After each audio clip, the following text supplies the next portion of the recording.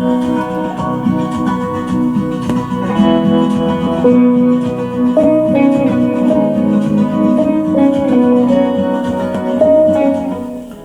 chef friends. I'm Martin Yan of Yan Can Cook. Like all of you, I've been spending a lot more time at home these days. To stay active, I take a good long walk every day. In my garden, around my neighborhood, it is great exercise. And in my kitchen, I also walk every day. That is walk spelled W-O-K. Outside my house, I walk around the clock. Inside my house, I walk around the clock. So today, I welcome all of you chef friends to join me on a great walking tour. First of all, let's start with the question, what makes a walk a walk? Let me show you. Here, these are the walk. Now, the 5 generations walk here, and this is the great grandfather walk, 36 inches. This is what they use for Chinese banquets to cook for thousands of people. 8 of these big giant walks together. Look at how big this is. I'm standing here, this is the big walk. And this is the grandfather walk, right here, grandfather walk. And then this is the father walk. And then this is the son. And then this, let me show you, this is the grandson. Look at that.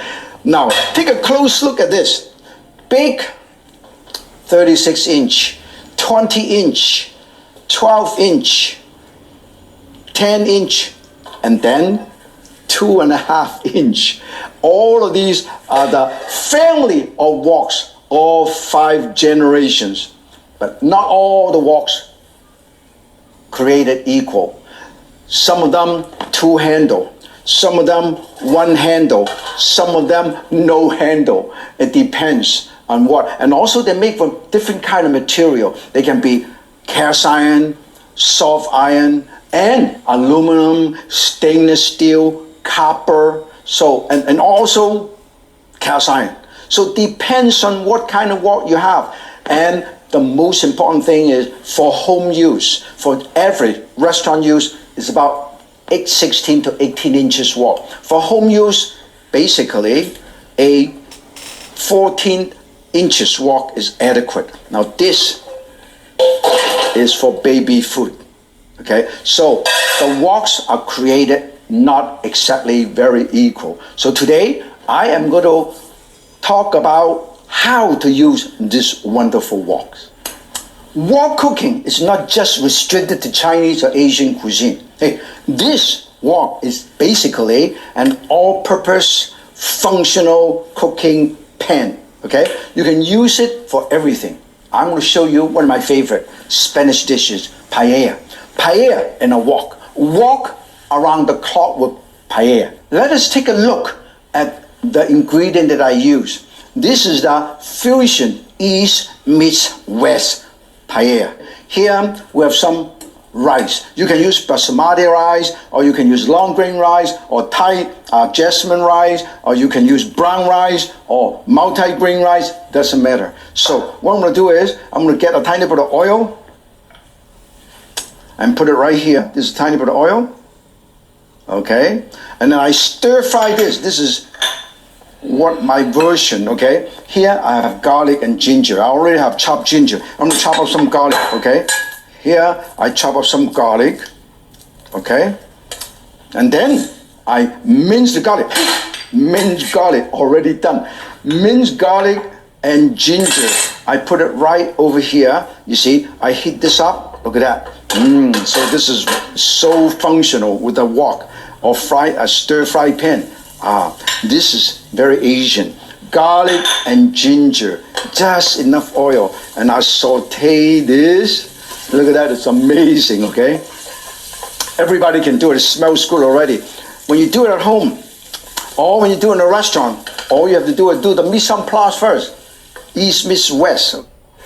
Look at that, all of these stir fry. And then I put the rice.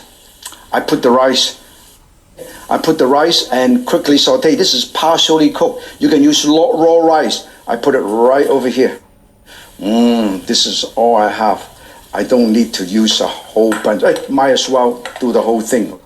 And I stir this. This way it tastes much, much better. They don't stick. Okay, that's why I sauteed it first. Now we have the sauteed rice. Beautiful. I can smell the garlic and the ginger already. So this is much faster. When you do it at a restaurant or you do it at home, this is what you should do it. Use partially cooked rice. This is like fast food. And then when this is done, I put the rest of the stuff in here. Chinese sausage. Look at that. This is Chinese sausage. I slice it up and I also put it over there, saute it a little bit. And then Italian or the Spanish sausage, I put it over here.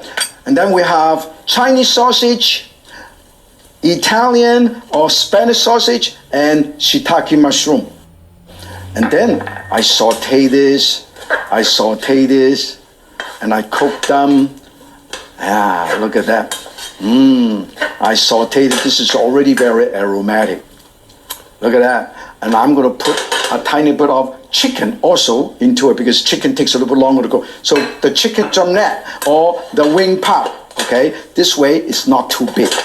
And I put it right over here. This is my version of the paella that I cook for my family as well as in our restaurant because it's the fastest way to cook paella.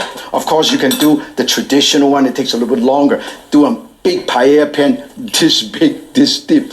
But this, we use a wok to do it, okay? Okay, and then I put the rest of the stuff in here. I put tomato paste. This is the stewed tomato with garlic and basil. I also have some basil, extra basil, and I love basil because it's from my garden. And I put all of these and tomato paste and put them all together. And, oh, look at this. And then I put the seafood broth. And then I mix them up. This way, you can easily cook. When the rice is ready, the chicken is ready, but not overcooked. And this is going to be beautiful. And then we always add the seafood in towards the end. Don't add the seafood in. Normally, I find it sometimes I go out to eat and they overcook the seafood, particularly shrimp and the clam. So I put all the mussel. I put this in the last minute. So we have all of these ingredients right here. Look at that. Can you see this? Smells good, looking good, nice.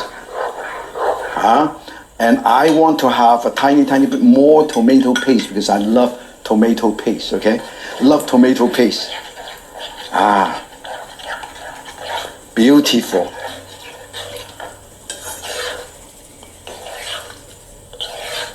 Now I think we have enough seafood broth already. And then we're going to add the seasoning. Here, I have sesame seed oil. This is East meets West, right? Sesame seed oil, pure sesame seed oil. Just sprinkle about 2 teaspoons. And then I also have soy sauce. Soy sauce. Sprinkle soy sauce. And then I also have a tiny bit of chili sauce. I love chili sauce.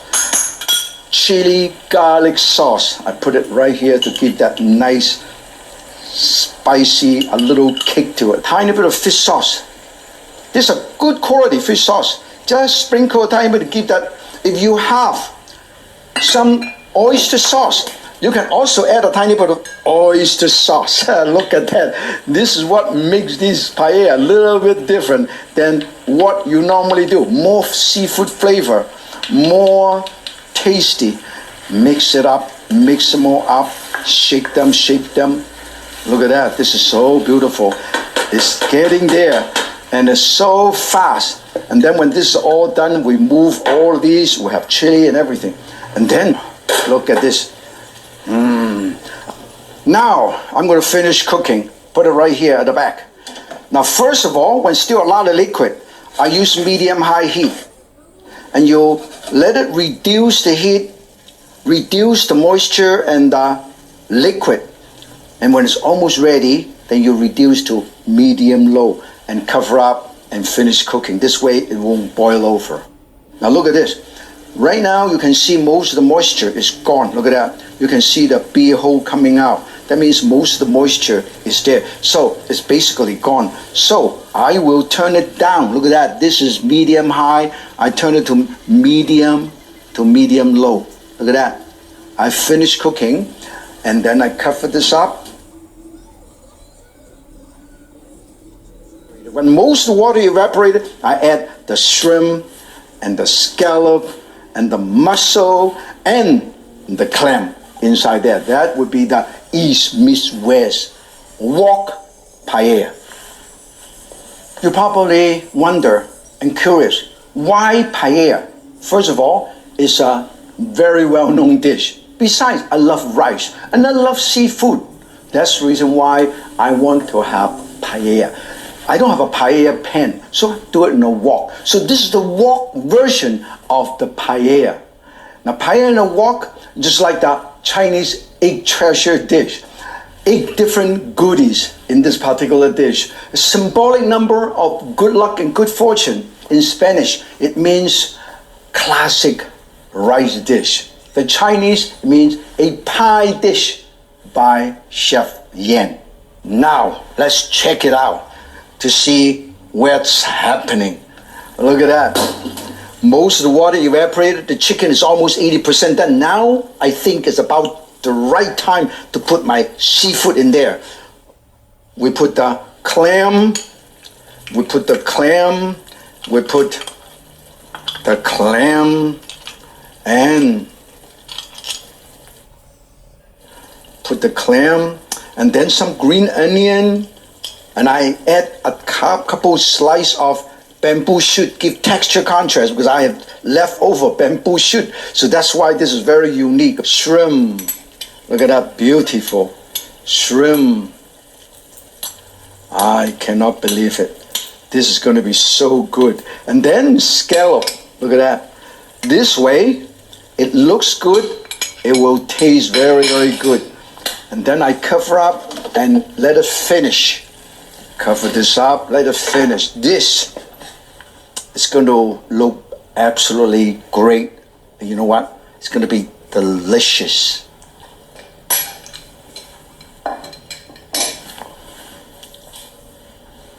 I can smell it.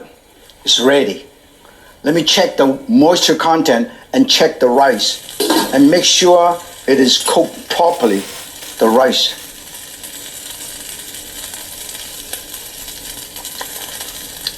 Perfectly cooked. Ready to be served. And cover this up. Lost no flavor, aroma, and moisture. And then we shut it off and put it over here. And you serve right in this wok paella. Let me show you. Now, look at how beautiful this is. I'm going to put this over here and I open this up. Look at the steam. And then final touch is basil grown in my garden. And this is it. This is the East meets West wok paella. It is a great party dish. How about another wok surprise? Hey, wok pizza. Pizza in a wok. And you know what? But that's not all. What about a fusion pizza?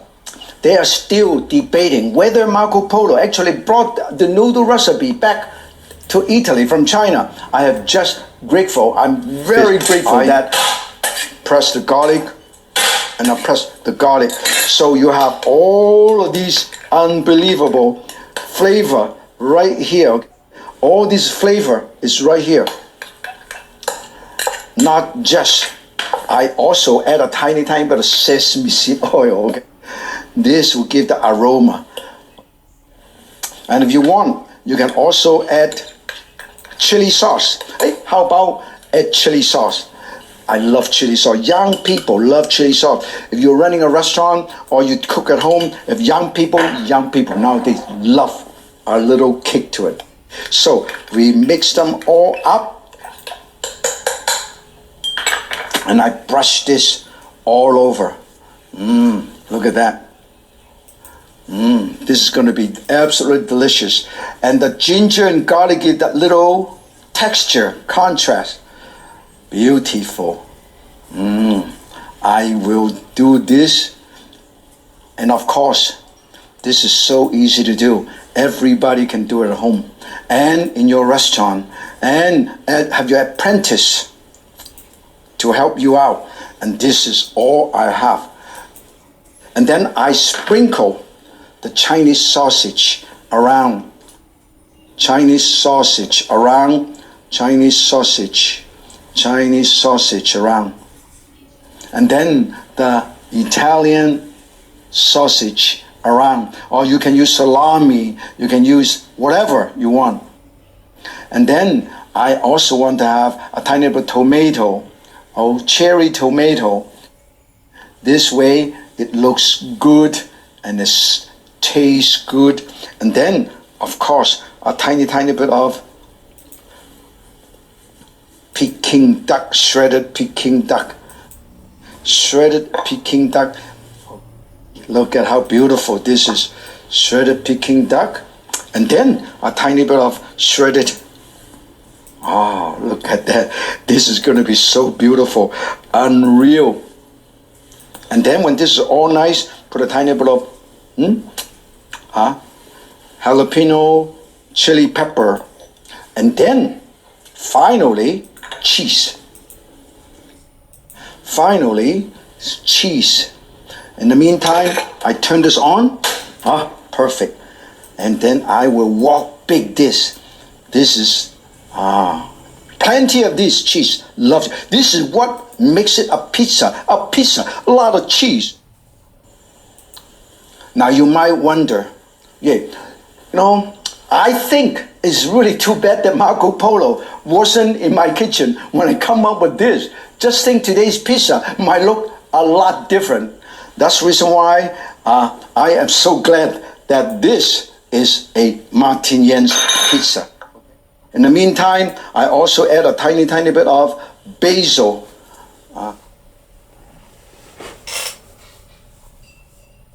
Right here, okay? Basil pizza. When this is nice and done, in fact, I like to have a tiny bit more cheese because cheese is what makes it. Oh, beautiful. Oh, look at that. Love it. And a tiny bit more of these right on top. And a tiny bit of these right on top because you got the duck skin. It melts. When this is all nice and done, I'm going to slide this in my wok. Look at that. Slide the whole thing. Look at this. Right on top of my wok. Look at that. And then after this is done, I will cover this up with this. And now I turn this wok into an oven. And the oven wok. And it's round. So this way, just the right size. And if you have 60 people in a family, 5 generations, by all means, get a big wok. This is just a 12 or 13-inch wok. I can smell the crust, crispy crust. So I'm going to get ready to serve this wok pizza. Look at that. We shut it off and remove it. Wok oven. Make sure you shake it, and then move around, and it can slide out.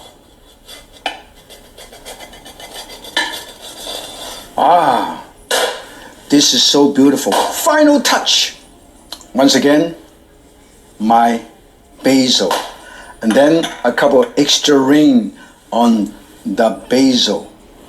Look how beautiful. Look at that. This is my Peking duck hoisin flavor spicy pizza in a wok. Let's take another wok. A wok can be a perfect steamer. It is quick and efficient. Steaming is a very healthy way to prepare meat and vegetable. And it is my favorite way to cook seafood at home. In my kitchen, I prefer to steam fish, much healthier. And you know why? I'm going to show you all the ingredients I'm going to use. I have a whole fish rather than using fish fillet. It is just very symbolic. If you're not as big a fan of fish head as me, hey, get a fillet. It works just the same. So look at this. I have a whole fish, 2 green onion. I put it right on the bottom. This is how I would do it. And then I put the whole fish, which is gutted and cleaned up and nice and fresh. You can see it is very fresh. The eye is translucent, and I put it right over here. Look at that, right over here. And then allow the steam to go through. I have 2 fish. And then the other thing that you use is use dry tangerine peel. This is dry tangerine peel.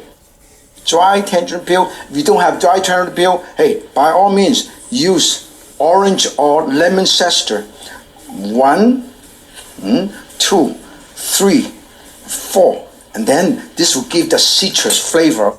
And then a tiny bit of ginger. And then what I'm doing is I put the ginger here, and ginger here in this slot. And sprinkle a tiny bit with lemon zest, or also mushroom, shiitake mushroom braised. And then a tiny bit of green onion right here. And then also a tiny bit of tangerine peel. This is very traditional. Tangerine peel, slice.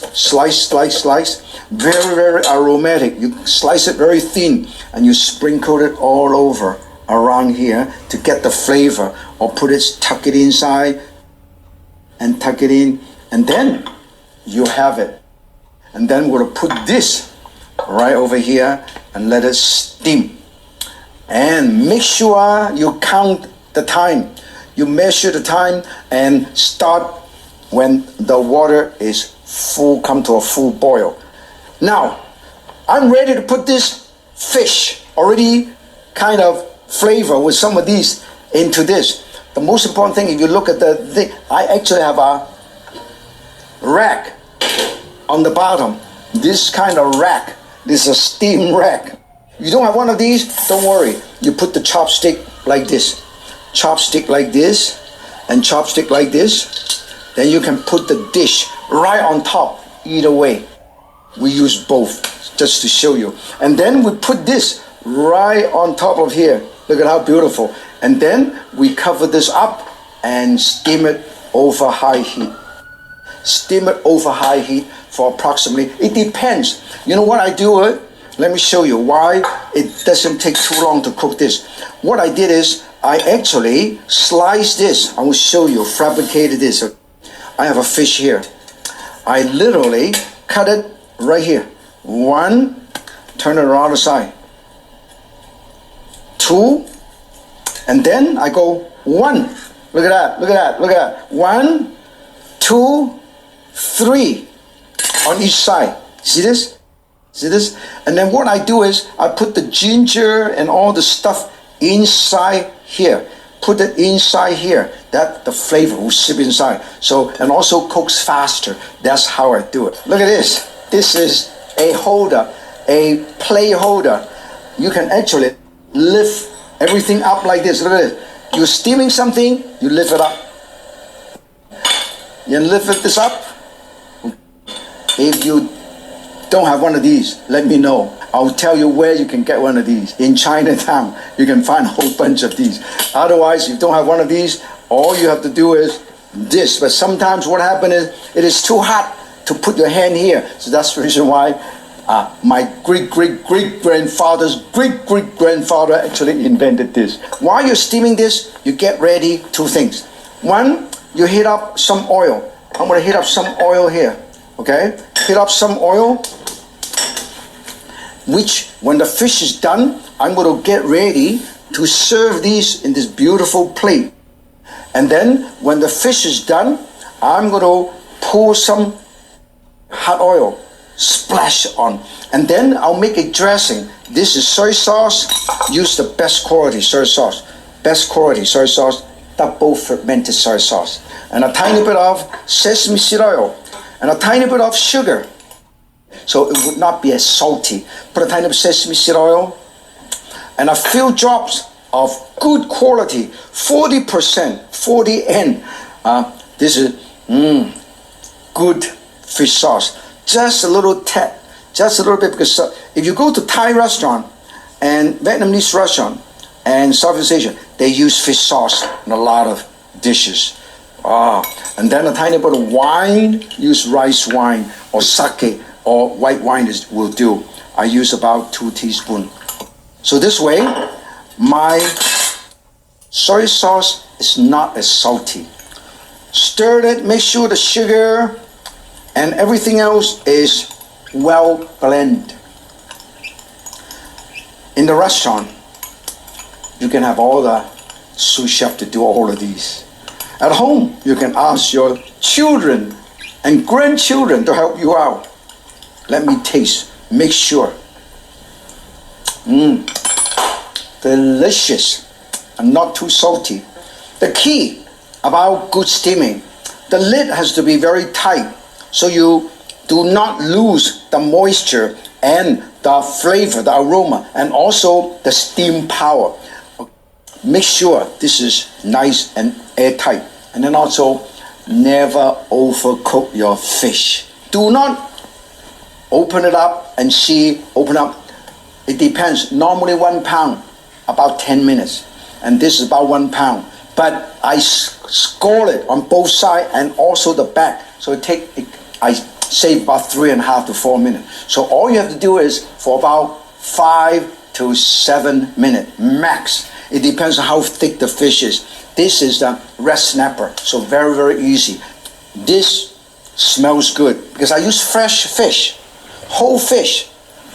It's perfect and round is symbolic, right? From start to finish, complete. A lot of people actually like the fish head. A lot of people love the fish tail.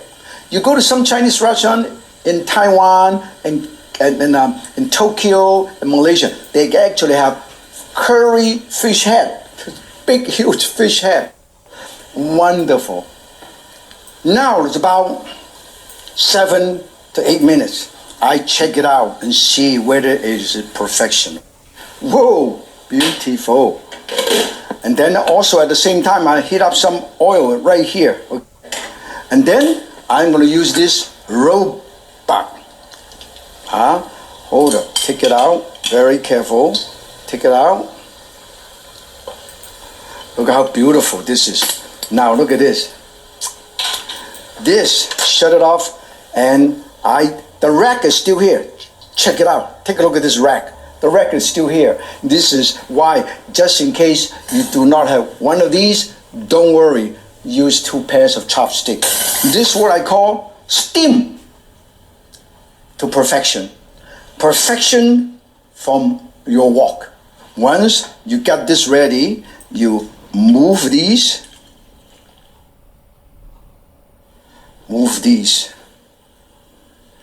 Put it right here. And then this you don't want. Good chef, they do not want this. So remove these, take it away. And then, now, hot oil. Look at this. This is the final touch. Hot oil. Look at this. 2.5 teaspoons of hot oil. Now, final touch. A tiny bit of these. And a tiny bit of green onion on the side. And then, you know what? Soy sauce. So hot. So hot. This is a special soy sauce mix. And then when this is done and ready, by all means, put a tiny bit of these, put a tiny bit of this on the side. This is perfection in a wok. In my wok kitchen, I only have a few simple tools. I don't have a whole bunch of everything. All I need is a nice, wonderful wok, well seasoned. And then a functional spatula match the curvature of the contour of the wok. A pair of chopsticks. And instead of a whole bunch of knife or set of knife, small, medium, boning knife, 8-inch knife, 12-inch knife, all I need is one sharp knife and do all the job. And I will show you how to do it. And of course, I have designed 2 knives, one for her and one for him, a little bit bigger. Look at this. One for her, slightly smaller, and one for him, a little bit bigger. And they're very specially designed. It took me 2 years to design this. Very functional, very sharp, and I'll show you how sharp this is. You have paper here, and just to show you how sharp this knife is. Now, if you try the other knife, it may not. And then another test of a truly sharp knife is like this. Look at this. 1, 2, 3, 4, 5, 6, 7, 8. Now look at this. I open this up, and you can tell how sharp the knife is. This is how sharp the knife is. You ask any chefs or any gourmet cook, a sharp knife is a safe knife. This is how sharp this is. In a wok kitchen, besides a few basic tools, you should stock up a few basic ingredients to do all kind of wok cooking. Now, of course, everybody knows soy sauce, good quality, naturally fermented soy sauce. And then dark soy sauce. If you want to braise something, stew, you add a tiny bit of light soy sauce, tiny bit of dark soy sauce. And of course, rice wine or sake. Sake would do. Or white wine would do. And then aged vinegar. Or you can use balsamic vinegar or apple cider vinegar or Japanese style rice vinegar will do. Oyster sauce is always very functional. Particularly you do fried rice and a Mongolian beef or beef and oil that can withstand high temperature. Now this, it is tea seed oil. This can withstand up to 480 degrees smoking point. That's the highest. And of course, sesame seed oil, a tiny bit of chili sauce and hoisin sauce. And don't forget cornstarch. This is all the basic thing you need. Then you can create thousands and thousands of wok specialty dishes. Some of the most popular dishes in Asian restaurant are stir-fry dishes. And wok is perfect for stir-fry. We'll show you how we can do a little simple stir-fry dish. Stir-fry, because the wok is round and it's designed for heat efficiency. You toss them around, right? So you cut everything up into smaller pieces first. 1, 2, 3, 4, 5, 6. And set aside, put it right here. You cut it up. Now this is basically all the leftover. We have leftover shiitake mushroom, leftover pepper, yellow bell pepper, and green onion, and onion, all leftover. And some of these mushroom, and I just cut it up. 1, 2, 3, 4, 5. Okay? And all of these are basically simple leftover ingredients. And then with a sharp knife, you can do all kinds of things. I'm going to simply show you how easy it is to get this ready. Look at that. And this is all I need. And I cut this up and I do it like this. When you have a sharp knife is a safe knife. Okay? This is all together. And I also have some pistachio nut. And I'll tell you the benefit of pistachio nut, the health benefit. Unbelievable. That's why I eat a lot of pistachio nut. So now, this all cut up and ready. Now we'll show you with a sharp knife. You can bone a chicken. This is also a boning knife.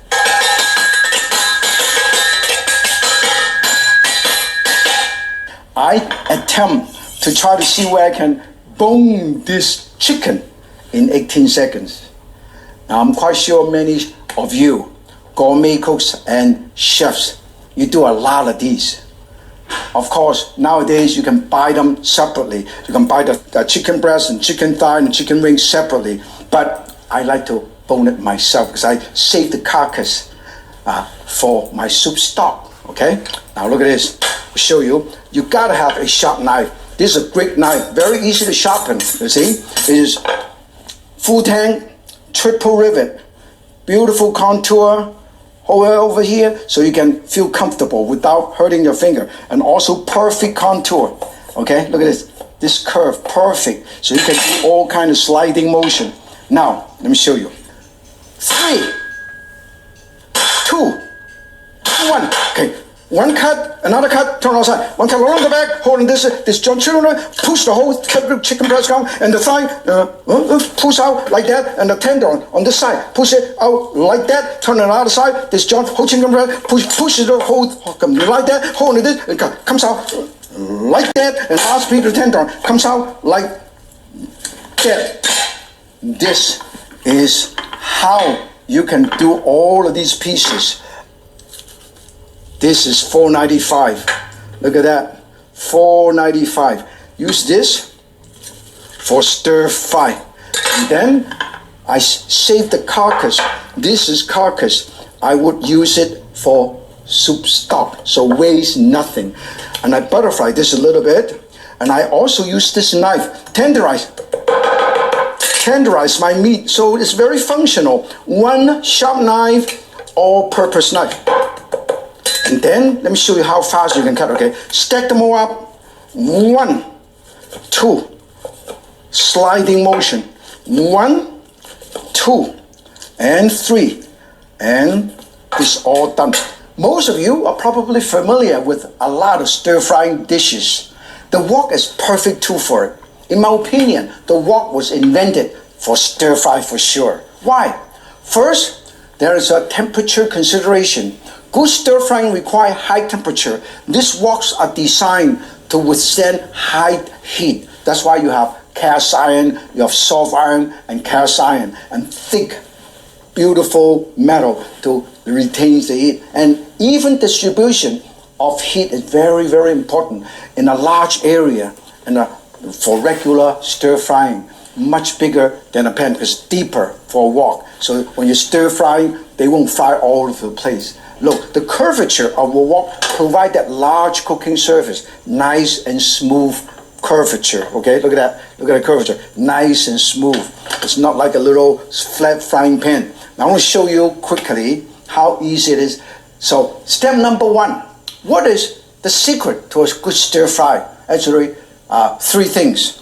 First, marinate your meat. First, I'm going to put a tiny bit of soy sauce, marinate my meat. Okay, marinate my meat, and then I will put a tiny bit of wine, soy sauce and wine. Okay, and a tiny bit of cornstarch. Okay, and this a tiny bit of white pepper. Okay, this is a basic marinade. The cornstarch seal in the juice and give that nice smooth texture. Marinate. Okay, and then of course, while you're ready to stir fry, you put a tiny bit of oil so they won't get stuck. Now, look at that, marinate it for about half an hour. All it takes about 20 minutes to half an hour. If you have time, you can actually marinate a little bit earlier. And then set it aside, and all these ingredients are ready from here to here. And then one of the things that I will do is, the secret to a good stir fry is 3 elements, 3 considerations, okay? High heat, properly cut up ingredient, the bite-sized pieces. Remember to call stir fry, not stir fry. That means you keep tossing it, okay? Don't stand there, just stare at your damn thing, okay? Here, put a tiny bit of oil. This is camellia tea seed oil. It's probably the healthiest, most ideal oil for stir fry. You know why? High smoking point, high in very unsaturated fat, and higher than olive oil. Ideal for all kind of cooking, stir frying, deep frying, and control the temperature. They also believe this also help to reduce the blood sugar and high lipid. And this, the smoking point is 480 degrees. It's amazing. I have a hot wok, okay? Very, very hot, and it would not smoke.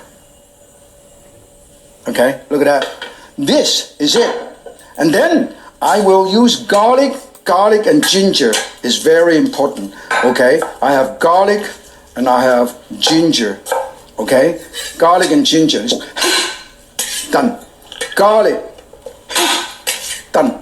Garlic is very, very important. And then I put this right in here. Look at that. Look at how hot this is, okay? stir this and get that aromatic oil. And then I put the protein. You can use shrimp, beef, lamb, pork, or chicken. Look at how hot this is. Very, very hot. Allow it to sear the meat and seal in the juice. Okay? This is how hot it is, but not smoking. Look at how fast it sears. The key is high temperature in short time, sear the meat, seal in the juice. Look at that. When this chicken is almost ready, you put the rest of the stuff right in here. Look at that. All this stuff. This is how you do it. You cook them separately. Okay? And then stir. And then put a tiny bit of either broth or wine. Broth or wine. Look at that. Oh, this is so beautiful. Look at this. I like the wine. This is so beautiful. I will show you one more thing. Is use tiny bit of cornstarch to make a slurry. Okay? Instead of using broth, I use wine. Okay? This way, it gives me more wonderful flavor. Look at that.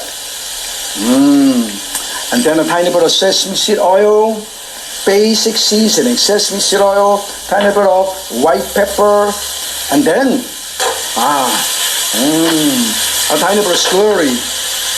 And then look at that cornstarch solution. 1 portion cornstarch to about 2 portion or 3 portion of water. Okay? Look at that. It's beautiful. And I'm going to make a tiny bit of slurry. Put it right here. Slowly put it in. Just the right amount. Final touch. A few extra drops of wine. Whoa. This way. Now you can use, to enhance the texture, you can add any nuts. Cashew nut, walnut, peanut, all kind of nuts. But I use a very special nut. Probably the healthiest of all nuts, okay? I put it right over here. Okay, look at that. This is one dish already. But I want to enhance the texture and the nutrients. There are a lot of health benefits. This is pistachio nut.